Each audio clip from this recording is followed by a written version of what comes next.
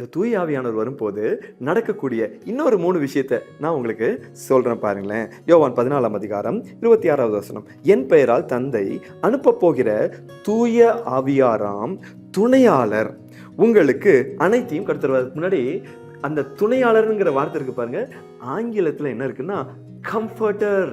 அவர் நம்மை ஆறுதல் படுத்தக்கூடியவராம். இவர் நமக்குள்ள இருந்தார்னா நம்மை ஆறுதல் படுத்திட்டே இருப்பார். நமக்கு சங்கடம் வரும்போது அவர் கொடுக்கிற ஆறுதலுக்கு அளவே இருக்காது. அதை பத்தி இன்னொரு எபிசோட்ல பார்க்கலாம். 2வது அவர் என்ன செய்யறாருன்னு பாருங்களேன்.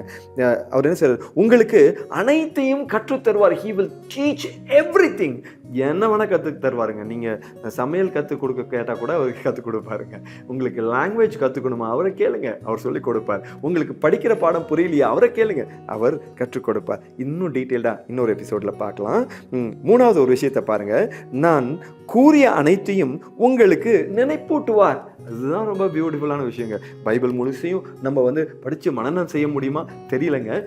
அல்லது பைபிளை இப்படி கிச்சிலேயே வச்சுட்டு எங்கே போனாலும் ஜீசஸ் இதை சொல்லியிருக்காரா, இதை செய்யலாமா வேண்டாமா இப்படிலாம் நம்ம யோசிக்க முடியாது. ஆனால் வசனம் என்ன சொல்லுதுன்னா, தூய ஆவியானவர் வந்தால் ஜீசஸ் சொன்ன ஒவ்வொரு விஷயத்தையும் நமக்கு ஞாபகப்படுத்துவார். இந்த மாதிரி உங்களுக்கு அனுபவம் இருக்குதா?